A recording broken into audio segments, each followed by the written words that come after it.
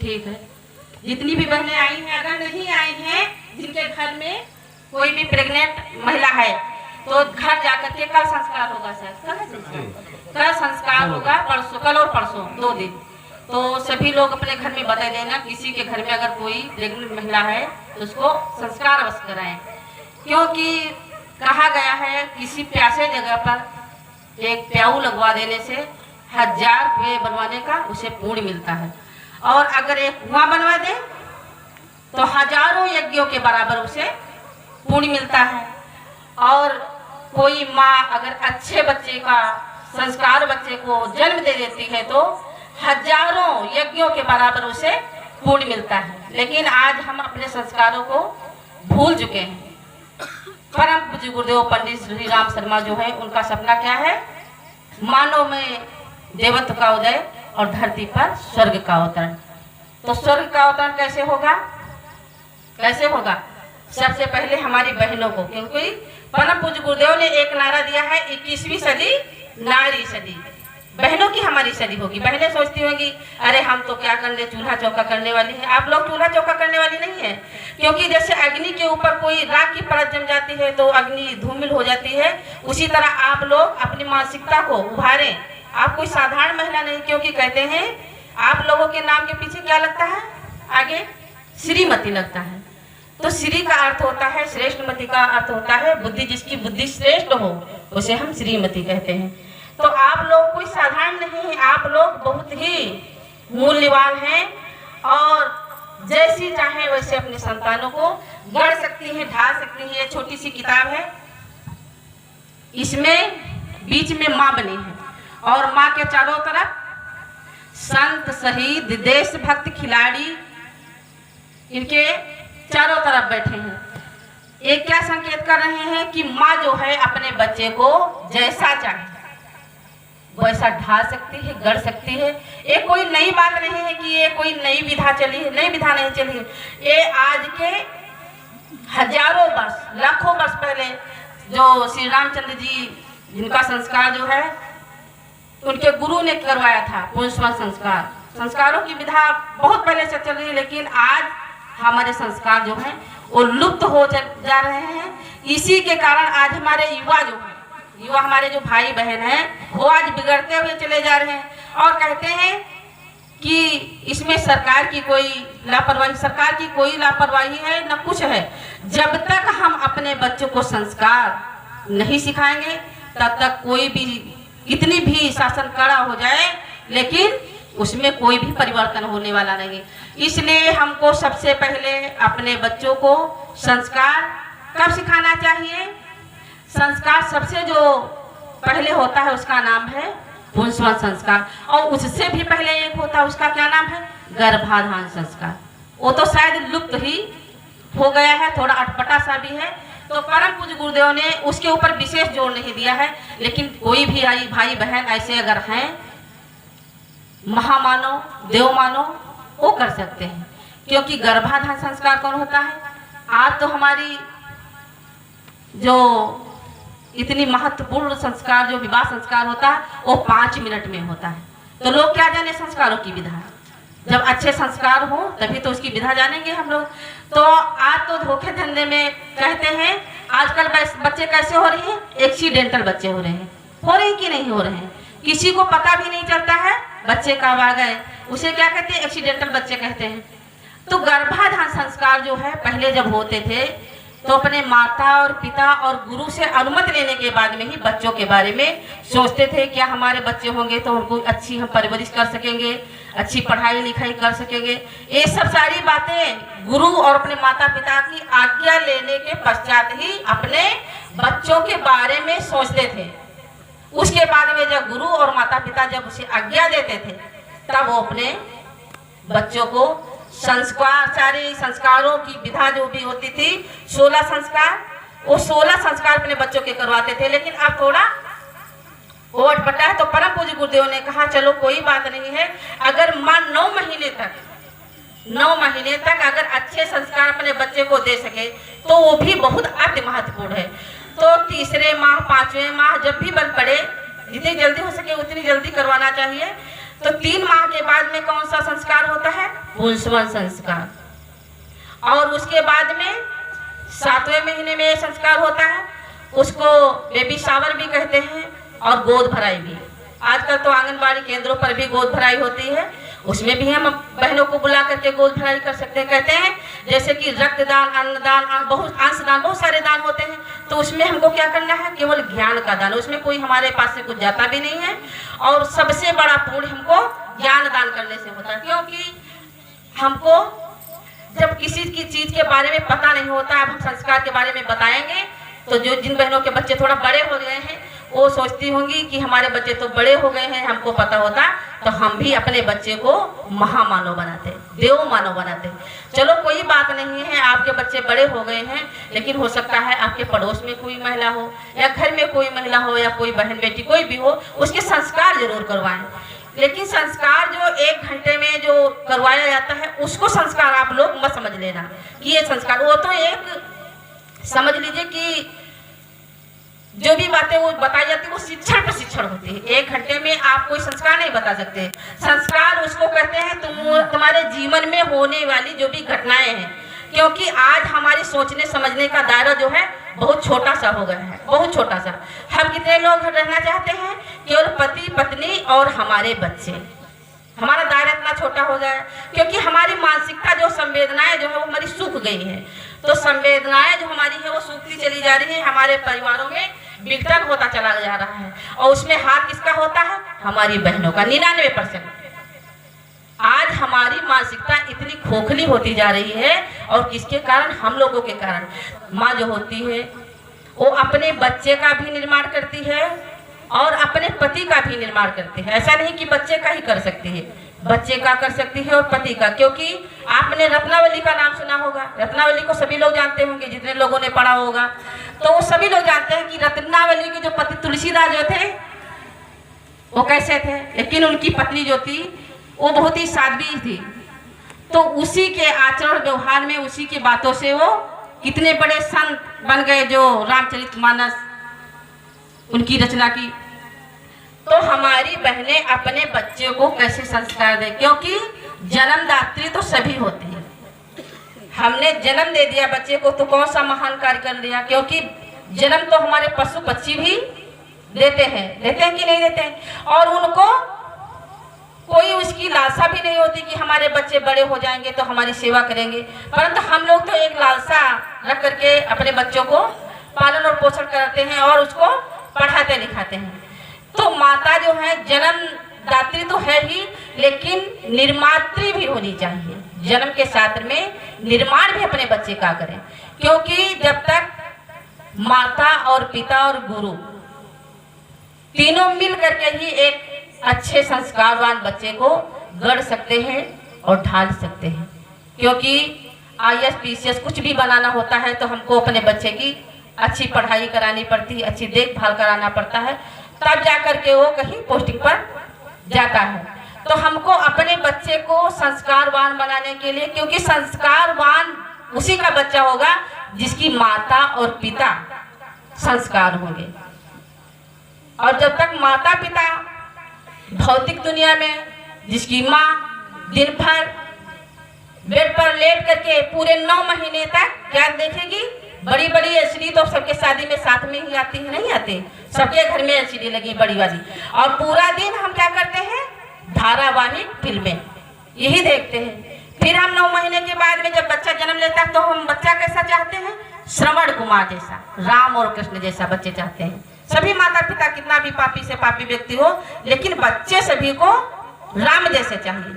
तो ये भी तो देखो कि राम के माता पिता ने कितने दिनों तक तपस्या की, मनु और शत्रुपा ने, लेकिन हम लोग 9 महीने तक भी तप नहीं कर सकते हैं। माँ जो होती है वो गर्भकाल में जैसा सोचती है और जैसे आचरण और व्यवहार करती है, जैसा मनन और चिंतन करती है, बच्चा वैसा ढलता चला जाता। क्योंकि आज वैज्ञानिकों ने भी इसका शोध किया है, पिछले 3 सालों से विशेष इसके ऊपर जोर दिया गया है। वैज्ञानिकों ने इसे देखा है कि बच्चा जब गर्भकाल में होता है, जब माँ रोती है तो बच्चा भी गर्भकाल में वो रोता है। छोटा सा बच्चा है, वो आप लिंक डालेंगे ऊपर मोबाइल पर, आओ गणेश संस्कारवान पीढ़ी या गर्भ का ज्ञान और विज्ञान, जब डालेंगे आप लिंक तुरंत उस पर आ जाएगा। आप सभी लोग देख सकते हैं उसको। तो उसमें क्या होता है, माँ जब तनावग्रस्त होती है तो बच्चा भी तनावग्रस्त होता है और बहुत रोता है उसके घर में जब लड़ाई झगड़ा होती है। तो जब तक आपका बच्चा या बच्ची जो भी हो गर्भकाल में है तब तक माँ को प्रसन्न रहना चाहिए और जप और ध्यान। क्योंकि आज हम किस पर जोर दे रहे हैं सबसे ज्यादा, डॉक्टर या जितने भी एएनएम नर्स आशा जो भी हैं वो किस पर जोर दे रही है कि बच्चा स्वस्थ हो, बच्चा कुपोषित ना होने पाए, इसी पर तो जोर दे रही है। लेकिन आजकल क्या देखा गया है कि हमारे युवा जो है बहुत बढ़िया हष्ट पुष्ट सब कुछ है, लेकिन उनके क्रियाकलाप जो है सभी लोग जानते हैं कि आजकल कैसी कैसी घटनाएं हो रही हैं। तो उस घटना के जिम्मेदार कौन है? उस घटना के जिम्मेदार उसके माता और पिता हैं। क्योंकि सभी लोगों को पता है सुल्ताना डाकू की कहानी, सभी लोगों को पता है कि नहीं पता है? उसकी माँ ने बनाया था। तो माँ अगर चाहे तो अपने बच्चे को संस्कार बना दे, संस्कारवान, अगर चाहे तो अपने बच्चे को सुल्ताना डाकू भी बना सकती है। ये माँ के हाथ की कला है। लेकिन माँ कैसे बना सकती है? जब माँ संस्कार होगी, साधक होगी, साध्वी होगी। कहते हैं नारियां कितने प्रकार की होती है? 2 प्रकार की होती है। एक तो होती है ब्रह्मवादिनी और दूसरी कौन होती है? सद्योवधू। जो ब्रह्मवादिनी होती है वो धर्म का प्रचार करती है और सद्योवधू होती है वो भी पहले सारी शिक्षाओं को ग्रहण करने के बाद में अच्छे संतानों को गढ़ती है। क्योंकि अच्छी संतानें कहाँ से आती है? किसी बाबा की कुटिया से तो नहीं आती है। किसी बाबा की कुटिया से आती है? बताइए सभी लोग, बाबा की कुटिया से नहीं आती है। अच्छी संतानें हमारे संत और शहीद महापुरुष राम और कृष्ण आज तक जितने भी अवतारी सत्ताएं हुई हैं वो सब कहाँ से आई हैं? किसी माँ के ही गर्भ में पली और बड़ी है और माँ के ही संस्कारों से ही अच्छी संतानें आई हैं। इसलिए माँ जब गर्भकाल में हो तो सुबह सूर्योदय के पहले उठना चाहिए और सूर्योदय के पहले उठने के बाद में सारे क्रियाकलापों को करने के बाद में जप और ध्यान करें। क्योंकि अभी बताया है कि सबसे पहले शरीर को हम परिपुष्ट उसके बारे में सोचते हैं, लेकिन शरीर ही हमारा सब कुछ नहीं होता है। शरीर क्या होता है? शरीर IQ होता है। हमारे शरीर में 3 प्रक्रियाएं होते हैं, कहते हैं चेतन, अचेतन, सुपर चेतन। 3 प्रकार के, क्योंकि स्थूल, सूक्ष्म और कारण। हमारे 3 शरीर होते हैं, लेकिन हमारा दिखने वाला शरीर क्या है? स्थूल शरीर है। और एक हमारा सूक्ष्म शरीर होता है और एक हमारा कारण शरीर होता है। तो तीनों को परिपुष्ट करने के लिए हम हमारे बच्चों की जो है मानसिकता कैसे अच्छी बनी उसके लिए हम क्या करें? IQ तो अच्छी है, लेकिन EQ जो हमारी होती है, जो हमारी सामाजिक, जो कि आज का समाज में विघटन हो रहा है, तो हमारे बच्चों की जो EQ अच्छी होगी तो बच्चा कैसा होगा? सामाजिक होगा। कोई भी सामान होगा उसको मिल बांट कर खाएगा, ऐसा नहीं कि चुपके से खा लेगा। लेकिन आजकल जब माताएं वो ऐसा कर रही हैं, घर में बंटवारे का वो हिस्सा बन रही है कि कोई भी सामान आया उसको हम क्या करते हैं? पति पत्नी 2 ही लोग खाते हैं। बच्चा गर्भकाल में है लेकिन किसी सामान को हमने मंगवाया उसको 2 ही लोग खा रहे हैं। तो बच्चा जब बुरी चीज सीख रहा है, अच्छी चीज सीख रहा है, तो क्या गलत चीज नहीं सीखेगा? सब कुछ बच्चा सीख रहा है। जो भी क्रियाकलाप आप करते हैं सारी क्रियाकलापों को बच्चा सीखता हुआ चला जाता है। लेकिन जब बच्चे बड़े हो जाते हैं थोड़ा, तब क्या करते हैं? माता पिता से छीन करके खा जाते हैं। एक नहीं लाखों आप उदाहरण देख लीजिए, तब वही माता कहती है कि ये बच्चा तो बड़ा ही लालची है और ये हमको भी नहीं रहता। क्यों देगा आप? क्योंकि आपने अपने घर में उसको मिल बांट कर खाया नहीं। गर्भकाल में जब बच्चा गर्भ में रहा तो आपने मिल बांट करके खाया नहीं, तो बच्चे के अंदर वैसे संस्कार भी नहीं जन्मे। तो आप एक दिन बैठ करके संस्कार करवा ले तो कह दे कि बच्चे का संस्कार हो गया, उसको संस्कार नहीं करते। वो तो मात्र शिक्षण होता है। संस्कार हमारे जीवन में हर एक क्षण में जो भी घटना घटती है उसको हमारा बच्चा सीखता चला जाता है। जैसे कि वीर अभिमन्यु की कहानी सभी ने सुना होगा, सभी ने सुना है कि वीर अभिमन्यु जो था तो गर्भकाल में सब कुछ, वो चक्रव्यूह की रचना जो थी उन्होंने गर्भकाल में सीखा था। तो ये सब चीजें जो आज संस्कार के बारे में बता रहे हैं भाई साहब 2-3 दिन से, तो ये कोई नई विधा नहीं है। ये जो हमारी प्रज्ञा पुराण की कथा है ये कोई नई कथा नहीं है। और कहते हैं युग के अनुसार हमारी जो है कथाएं और संस्कार, क्योंकि 16 संस्कार थे, उसमें से कोई मुख्य जो संस्कार है वही परम पूज्य गुरुदेव ने चुन करके रखा है कि जिसको आज इस कलिकाल कलयुग में हम लोग अच्छी तरह से निभा सकें। तो 9 महीने तक तो हम सभी भाई बहन व्रत कर सकते हैं। अपने बच्चे को क्योंकि हमारी देव आत्माएं जो हैं वो सब धरती पर आना चाहते हैं, क्योंकि अब सतयुग आने वाला है। ये कोई हमारा कहना नहीं है, ना तो किसी गायत्री परिवार का कहना, एक स्वयं महाकाल का कहना है कि 21वीं सदी नारी सदी, 21वीं सदी उज्जवल भविष्य। तो इस युग में, इस कलयुग में सतयुग आने वाला है। तो जितने भी देवी और देवता हैं वो सब इस धरती पर आना चाहते हैं, लेकिन किसके घर में आएंगे? जिसके घर में मांस मछली बनता होगा, जिसकी माँ पुड़िया खाती होगी, उसके घर में आएंगे। जिसका पिता दारू पीता होगा, बीड़ी पीता होगा, उसके घर में आएंगे। उसके घर में नहीं आ सकते। जिसकी माता और पिता दोनों ही साधक स्तर के होंगे, उसके घर में ही अच्छी संतानें आएंगी। इसलिए आप लोग अपने मन में विचार कर लें कि हमको क्या करना है, ध्यान और जप। तो अपने बच्चे की IQ और EQ बढ़ाने के लिए क्या करना पड़ेगा? हमको जप करना पड़ेगा, क्योंकि हमारा शरीर जो है वो कब तक जीवित है? जब तक इसके अंदर आत्मा है। वो क्या है? भगवान का अंश। उसके लिए हम कुछ करते नहीं हैं। शरीर को परिपुष्ट करने के लिए तो हम घर भर का हिस्सा खा जाते हैं कि हमारा शरीर वो बलवान बन जाए, लेकिन जो इसमें बैठी हुई आत्मा है उसके लिए कोई कुछ करता है? कुछ भी नहीं करता, क्योंकि कहते हैं हम तो बहुत व्यस्त हैं, हमको फुर्सत नहीं है। तो अपने बच्चे की IQ EQ बढ़ाने के लिए हमको क्या करना पड़ेगा? जप और ध्यान। जब भी फुर्सत मिले तो हम जप अवश्य करें। जप के साथ में सूर्य का ध्यान करेंगे कि क्योंकि माँ कुंती जो थी वो सूर्य का ध्यान करती थी। सूर्य का पुत्र कहते हैं सूर्य पुत्र कर्ण, सभी लोग जानते होंगे। तो सूर्य का ध्यान करती थी उसकी माँ जो कुंती थी। तो हम सभी जो भी प्रेग्नेंट बहने हैं वो सूर्य का ध्यान अवश्य करें, गायत्री मंत्र को जपते हुए, क्योंकि गायत्री मंत्र जो है ये कोई साधारण मंत्र नहीं है, चारों वेदों का निचोड़ है। चारों वेदों का निचोड़ है, और इसको जप करने से एक नहीं लाखों लाखों बीमारियां और तनाव हमारे खत्म हो जाते हैं। जैसे कि कहते हैं प्रेग्नेंट बहनें जब होती हैं तो उनको BP जो है बढ़ जाता है, हाई हो जाता है। तब जब गायत्री मंत्र का जप करेंगी तो BP भी सामान्य रहेगा और उनका तनाव भी सामान्य रहेगा। तो हमको अपने बच्चे को गर्भकाल में, अगर अपने बच्चे को हमको जैसा बनाना चाहें तो उसको हम वैसा शिक्षण और प्रशिक्षण गर्भकाल में, वैसी हमारी सोच और वैसी हमारी रहन और सहन और दिनचर्या।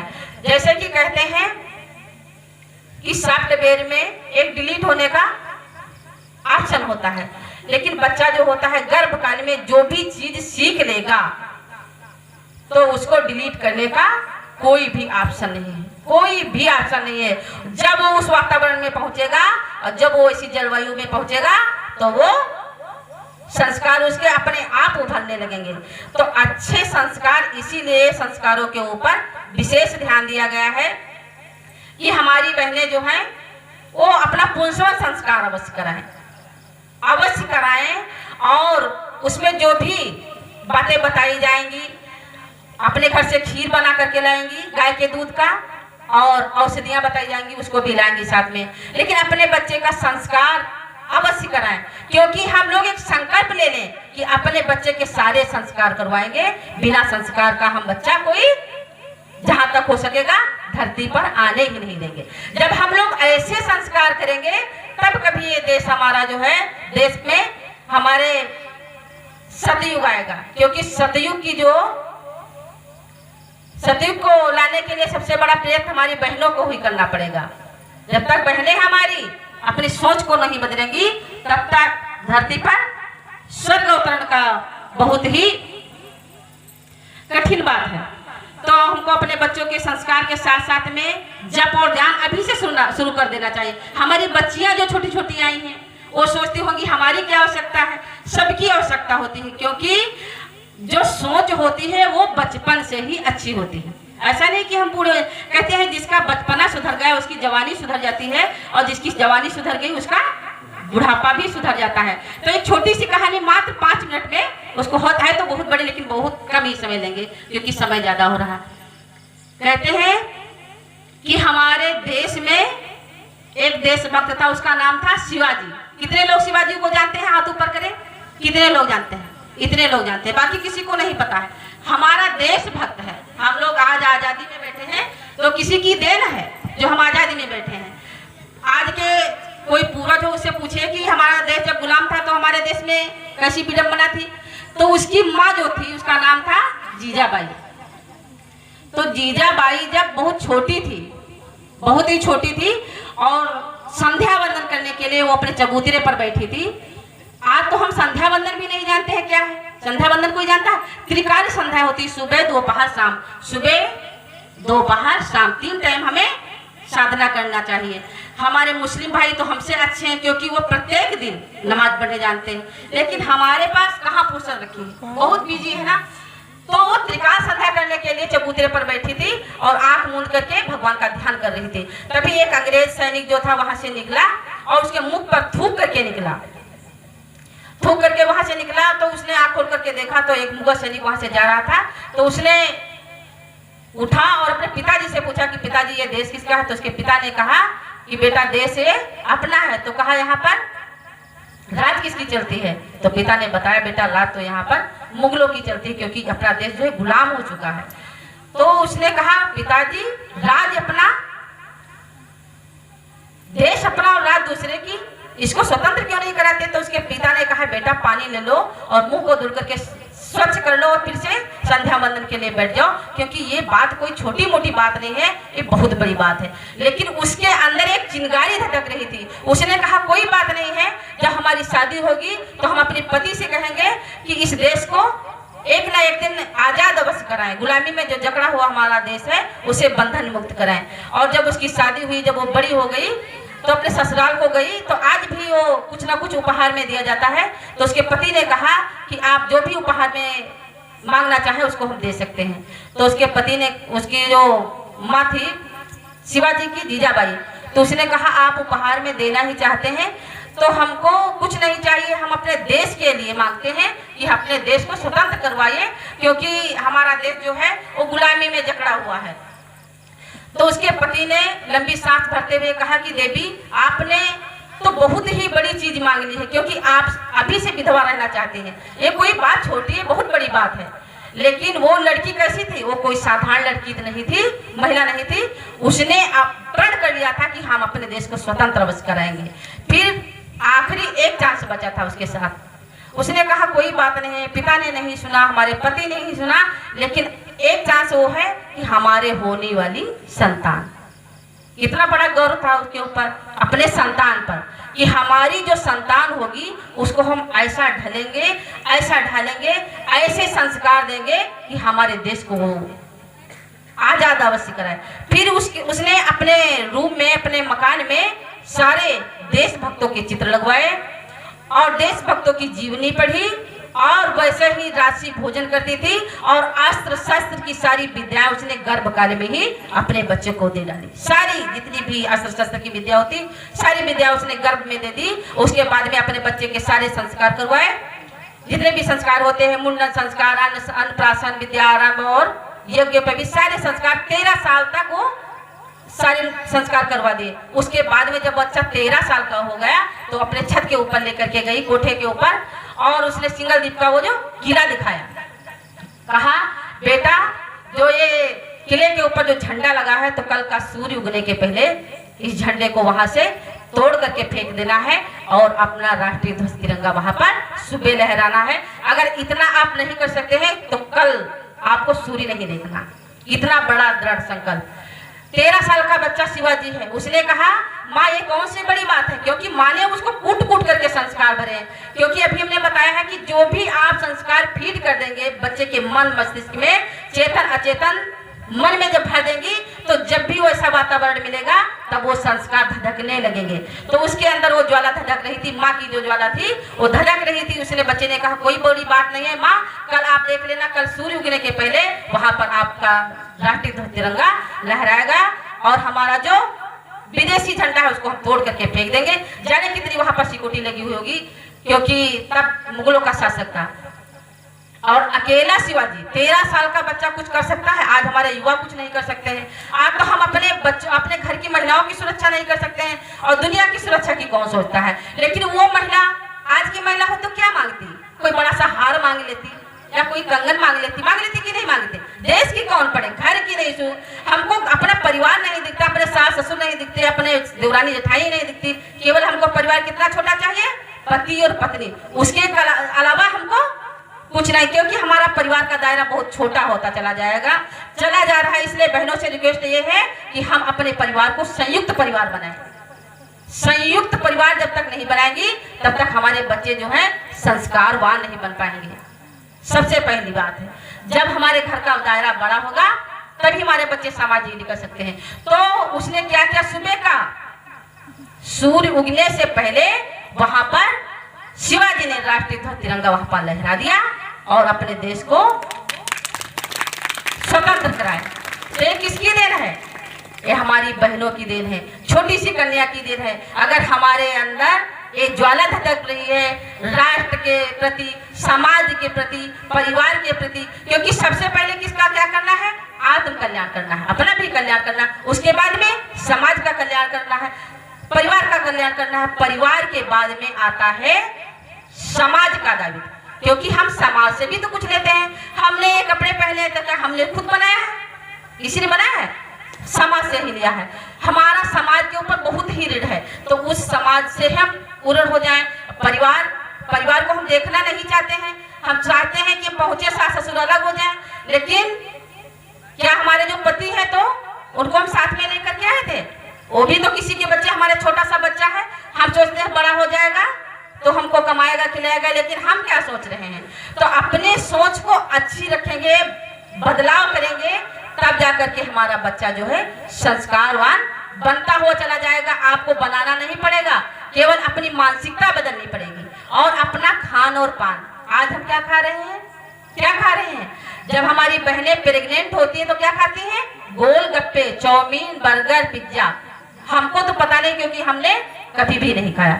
हम लोगों का भोजन जो है बहुत ही सात्विक होता है, और हमारा लड़का भी है, कभी समोसा, टिक्की और दुनियादारी से उससे मतलब नहीं, वो भी सात्विक है, क्योंकि हमने कभी खाया नहीं। आप ऐसा करके देख लीजिए कि 100% बात सच निकलेगी, लेकिन कब आप अपने भोजन में भी परिवर्तन रखें, सात्विक भोजन करें, अपने हाथ का बनाया भोजन करें, दुनियादारी में मत फंसे। क्योंकि आज बच्चे गर्भ में सड़ गल रहे हैं, क्योंकि हम क्या खा रहे हैं? चाउमीन, पिज्जा खा रहे हैं। इससे हमारी कोई पौष्टिकता नहीं बढ़ती है।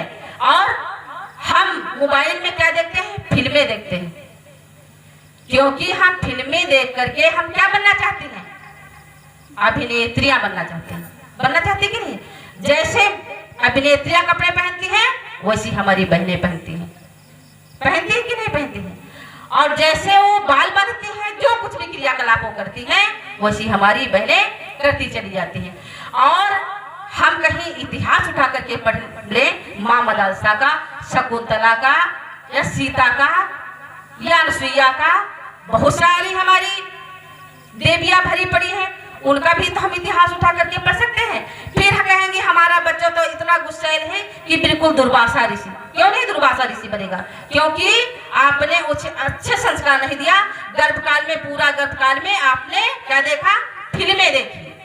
तो जब तक प्रेग्नेंट है आप, तब तक बिल्कुल फिल्मों से बिल्कुल ही दूर रहें। अगर देख रही है मोबाइल में तो अच्छी चीज देखिए, क्योंकि मोबाइल में अच्छी चीज आती है और खराब चीज भी आती है। फेसबुक तो बिल्कुल भी मत खोलिए, हम लोग बिल्कुल नहीं देखते हैं। और यूट्यूब पर अच्छी लिंक भी मंगा सकते हैं। हम लोग जब भी फुर्सत मिलता है तो क्या मंगाते हैं? गुरुदेव की प्रवचन मंगा लेते हैं, या किसी देशभक्त का। आप लोग भी ऐसा कर सकते हैं। अपनी मानसिकता को बदलने के लिए, बच्चे को अच्छे संस्कार लाने के लिए सबसे पहले हमको अपने जीवन में परिवर्तन लाना होगा, तभी हमारे बच्चे अच्छे बनते और संवरते हुए चले जाएंगे। बोले सद्गुरुदेव भगवान।